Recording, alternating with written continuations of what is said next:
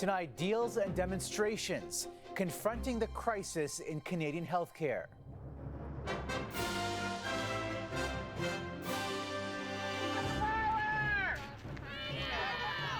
Growing grievances from the front lines. We are losing nurses left, right, and center. And the first 5 provinces to sign on with Ottawa. Access to primary care, recruitment and retention.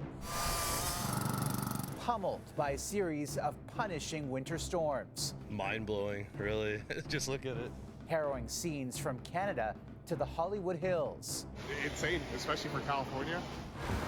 Plus, for whom the bell tolls. You make lots of friends very quickly. Recruiting the young for an ancient art form to ring in a royal milestone.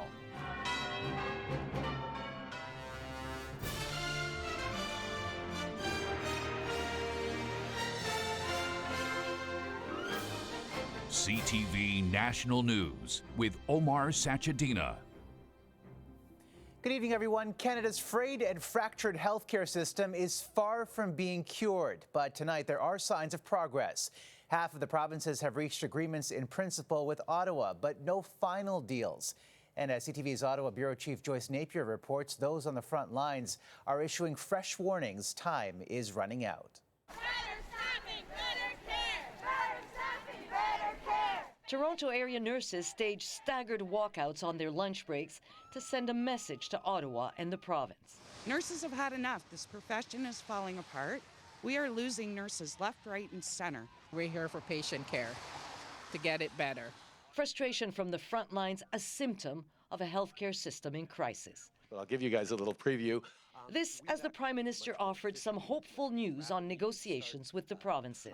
We've actually just confirmed agreements in principle with the 4 Atlantic provinces and Ontario, who've said, yes, we're in for these healthcare deals. And the others are expected to sign on too. $46.2 billion in new healthcare funding to all the provinces and territories over 10 years. But there are strings attached. Ottawa is still demanding to know how the money will be spent as each province negotiates individual deals. There are, however, shared priorities across the country. For example, access to primary care, recruitment and retention, health information technology, all the things that we've been talking about for quite some time. And more funds for mental health and long-term care. But it will take time before the money is allotted and the changes are made. Just because these funding agreements are completed doesn't necessarily mean that those 18-hour wait times and the inability to find a primary care provider immediately get fixed. The deal falls short of what the provinces wanted, but as Canada's ailing healthcare system becomes a political liability, the premiers are now ready to say yes. Omar? All right, Joyce, thanks. The pandemic not only exposed the gaps in healthcare, but it also drove up the cost of living. But not everyone's taken a hit. Today, Loblaw, Canada's biggest grocer, posted fourth quarter earnings. Adjusted profits jumped nearly 12%. All the while, Canadians pay more for less at the checkout. CTV's Bill Fortier breaks down the numbers. As Canadians grapple with rising food prices, they've definitely increased. Well, I bought lettuce this week. It was a luxury. Word that it's going to get worse. The head of grocery giant Loblaw told a conference call, "We still have over 1,000 supplier requests on our desks for significant cost increases." I just see the prices continuing to increase, so I'm concerned about that. At least one analyst predicts costs won't increase by as much as they have over the past year, but grocery shopping will not get any cheaper. I would be pretty surprised if we saw food deflation, if, in other words, food prices started to reverse. Food retailers have faced increasing pressure to address prices rising quicker than inflation. This month, the House of Commons committee summoned the CEOs of 3 major chains to testify at an inquiry on the issue. Grocers have claimed they're not using inflation as an excuse to drive up profit. Loblaw's revenue increased in the last quarter by about 10% over 2021, with a profit of more than $500 million. But gross profit margins were down slightly. What that means in a nutshell is that we shouldn't really be getting upset at Loblaws for increasing food prices. This economist defends grocery chains and says regulators should investigate the producers that supply grocers. Are they sort of increasing prices more than warranted? I would expect Competition Bureau to be on it. But I don't know to what extent they have been on it anymore. Loblaw says those reduced profit margins were driven in part by a price freeze brought in last October on 1,500 no-name items. That freeze was lifted at the end of last month. Omar. All right, Bill, thank you. The use of deadly force by police has been a breaking point in North America, and today new data is highlighting the rise in this country. 69 people were killed by police officers last year, the highest known total in a single year. The findings show 27% of victims were Black and Indigenous people, despite making up less than 9% of the population. A series of what police are calling random acts of violence near Orlando have left 3 people dead. A police body cam shows the arrest of the 19-year-old suspect. He's accused of killing a passenger in his car, then returning to the same area hours later and opening fire again, leaving a 9-year-old girl and a TV reporter dead.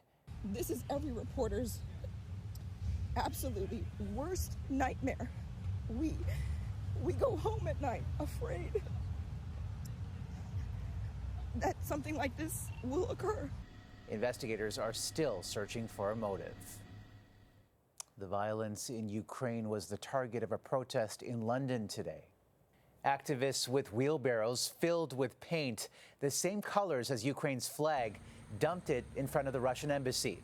While in Paris, the Eiffel Tower was lit up blue and yellow, a day before the one-year anniversary of the war. Inside Ukraine, concerns tonight about whether Russian forces will use the day to launch another attack. CTV's chief international correspondent Paul Workman is in Kyiv tonight. Russian forces gave up the port city of Kherson 3 months ago. That doesn't mean the war there suddenly stopped. The shelling goes on with a change of direction. And since the coming hours could see a deadly barrage of artillery and rockets, people have been warned to shelter inside. I'm 82 years old, he says. I had one dream, to live in peace. But the Russians brought war. I don't know why. For months, Russian fighters have struggled to advance in eastern Ukraine, laying siege to the city of Bakhmut. And this man, Yevgeny Prigozhin, is the boss of those fighters, the notorious leader of the Wagner Group, his own private army. I congratulate all the guys who are fighting, he said, and protecting the fatherland. Now we all are united because of love to our motherland and hate to our enemies. Some of them. You could say Serhiy Prytula is the other side of the coin. He has raised $100 million, perhaps more, to support Ukrainian soldiers, sending more than 1,000 vehicles to the front line, 4,500 drones in all shapes and sizes.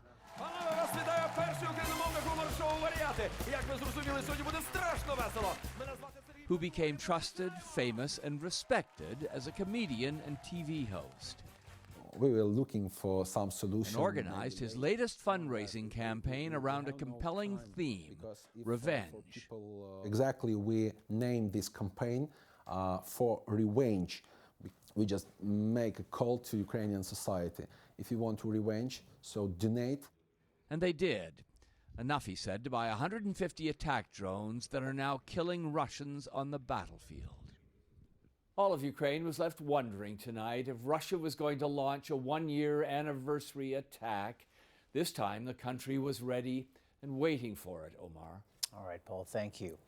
A demonstration in solidarity with the youngest victims of the war was held in Brussels today.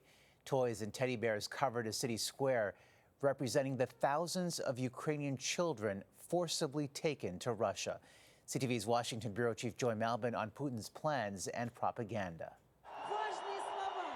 A patriotic moment on Russian state TV. A young girl is paraded in front of the crowd. Thank you, Uncle Yuri, she says, for saving me and my sister and hundreds of thousands more children from Mariupol. nudged to hug Uncle Yuri, she and thousands of Ukrainian children are believed to have been abducted. Here in Russia, they're told these children are being saved. Absolutely the most effective propaganda narrative that Russia has had, and this stuff goes down very well with the Russian public. Greeting newly arrived children, meet Russia's so-called Presidential Commissioner for Children's Rights. From toddlers to teens, new evidence shows that since the invasion, Russia has systematically relocated at least 6,000 children from Ukraine to a network of re-education and adoption facilities. What Russia is doing constitute kidnapping, child abduction, and hostage taking. We already know that they probably will never go home. Criminals are also part of Vladimir Putin's strategy. The Wagner mercenary group is enlisting prisoners to fight his war. We need those who serve time for murder, he says. We need your criminal talents. In this leaked video, the mercenary boss promises presidential pardons and bravery bonuses for those headed to the front line. U.S. intelligence says it's not going well. They're treating their recruits, largely convicts, as basically as cannon fodder, throwing them into a literal meat grinder here. We estimate now that Wagner has suffered more than 30,000 casualties, including approximately 9,000 killed in action.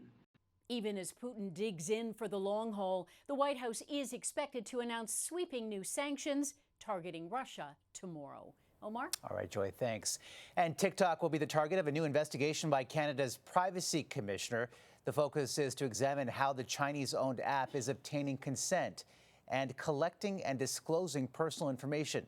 TikTok says it will cooperate with the probe. The fierce blast of winter may be over for parts of Ontario, but thousands are cleaning up and in the dark. Tonight, many parts of Canada are under extreme cold warnings. CTV's John Vanavelli-Rao reports. In southern Ontario, where this winter has been remarkably mild, the weather wallop came as a bit of a shock. First of all, we had the snow, then we had the ice pellets, and then we had the freezing rain. In and around Windsor, that freezing rain and wind brought down plenty of branches and even trees. Mind-blowing, really. Just look at it.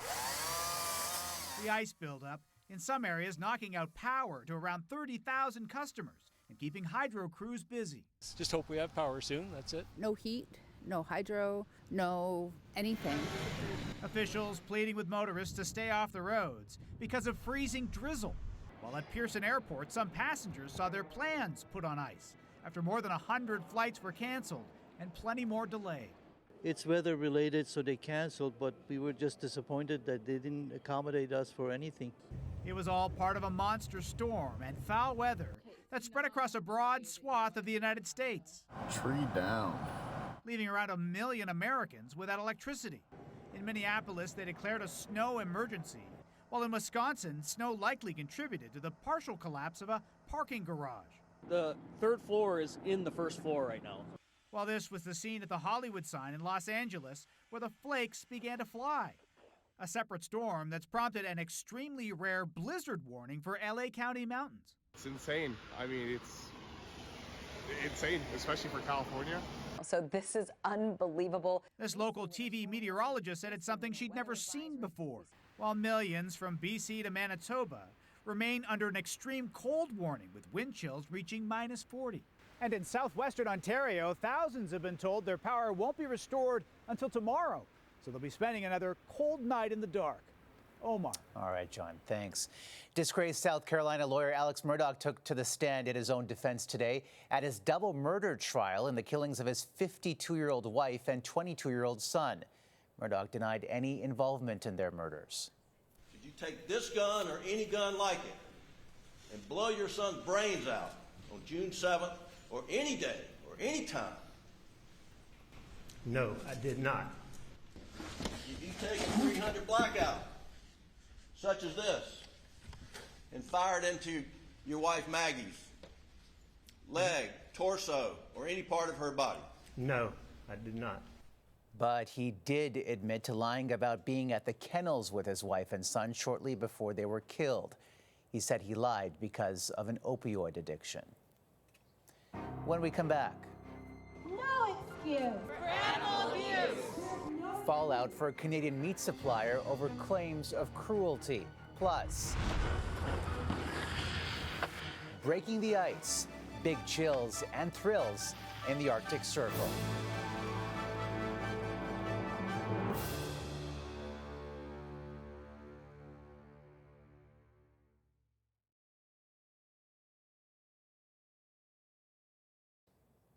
The Assembly of First Nations today reflected on the resignation of the first Indigenous woman elected to the BC legislature and the first to serve in cabinet, writing, "It reminds us how far we have yet to go as colonialism and misogyny have seeped far in society, especially every corridor in every building of power." Melanie Marks stepped down yesterday, describing her challenges in creating change in what she calls a colonial institution. This place felt like a torture chamber. I will not miss the character assassination. Mark expects her last day to be in March. An update to a story we told you about last night in British Columbia about a meat processor accused of animal cruelty, now under new scrutiny. Here's CTV's BC Bureau Chief Melanie Nagy. There's no excuse. Calls to shut down a BC slaughterhouse from protesters against Meadow Valley Meats, which is now the focus of a cruelty investigation. One launched after video shot in secret captured staff allegedly abusing farm animals. It's heartbreaking. Eileen Drever and her animal protection team are investigating. She says she's troubled by what she's seen. I can tell you that the videos are very disturbing. They're suffering physically, but they're also suffering psychologically. The provincial government is also conducting a review. It's troubling anytime we hear stories of animal abuse. Along with cruelty allegations, Meadow Valley is accused of improper techniques breaking slaughter regulations. Oh my God! The footage also shows children watching a convulsing cow. Any concerns about staff treatment of animals? After CTV News visited the slaughterhouse and tried to reach managers by phone, the company shared a brief statement saying it's aware of covertly obtained video and is fully cooperating. Several companies that use Meadow Valley Meats to process their products say they're dedicated to humane treatment, but when asked about the investigation, not one offered to comment. A live animal being dragged. Animal welfare expert Moira Harris has serious concerns after watching the video, including questions about why sheep are dragged to slaughter. If an animal's sick, you don't necessarily know what's wrong with it, so you don't want an animal which is visibly impaired going into the food chain. The Canadian Food Inspection Agency, which safeguards food, is now reviewing all the video. Melanie Nagy, CTV News, Vancouver. Still ahead. We see more people coming right now. Ukrainian families on the run and shelters running out of room.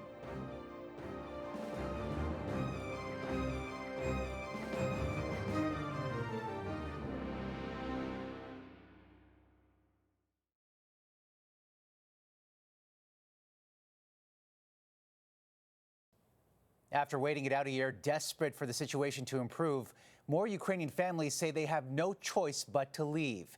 CTV's Vanessa Lee on their agonizing decision. The weight of war is taking a toll. This bus ride into Poland was a last resort. This Ukrainian family's breaking point came 2 days ago when Russians shelled a bus station in Kherson. Dmytro and his wife were on a bus meters away. A piece of shrapnel grazed his jacket. It was an easy decision to leave everything behind because there is nothing more important than my children's safety, he says.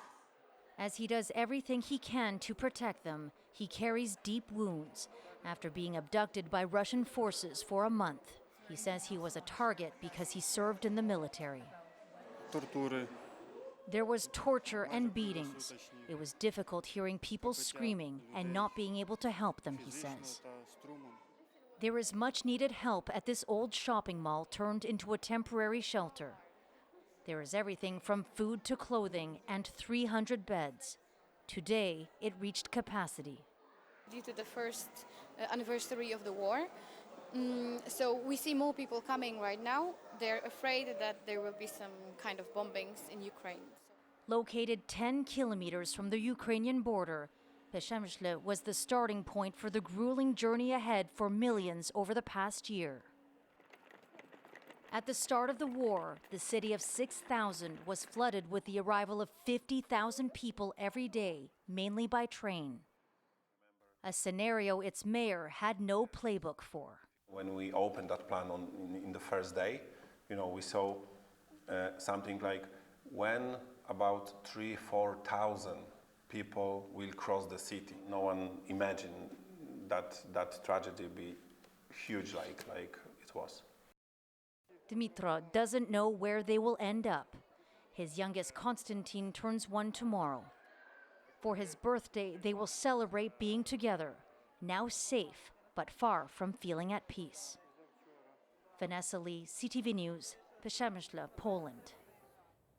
And switching gears, in northern Sweden, a summer sport was given winter treatment this week.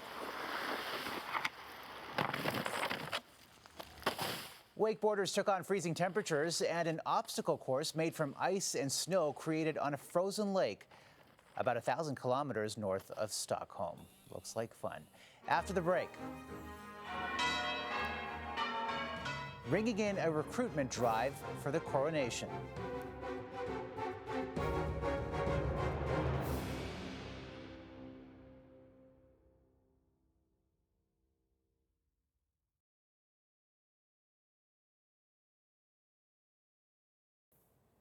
An alarm bell of sorts is ringing out in the United Kingdom because there aren't enough people to do a critical job for the King's coronation. CTV's Danielle Hamamjian explains. The word of the day is campanologist. And here is the definition: a person who rings church bells as a job or hobby. All yours. That hand stroke needs stretch and pull through. And now underway is a campaign to recruit as many campanologists as possible for the May coronation of King Charles III. Ring for the King, it's called, and the goal is to hear them in every church across the kingdom. Some of our beginners here today learnt because of the Queen's Jubilee, and they wanted to be able to ring for that. And then a lot of them rang when the Queen died. So we've had this constant teaching of beginners right the way through since that original push. Because he's such a great environmentalist and I'm an environmentalist too, I thought I'd come back and ring for the coronation. The bell ringing community here is comprised of roughly 40,000 people. Most of them are older, which means not only do they want younger people, they need them. Freya is 17. I'd encourage younger people to really get involved with it. Because it is really enjoyable and you make lots of friends very quickly. In hopes there'll be enough bell ringers by coronation time, 70 years after the last one. Danielle Hamamjian, CTV News, London. Seems like a workout. And that's a snapshot of this Thursday. John Venavelli Rao will be here tomorrow. For all of us at CTV National News, thank you for watching and good night.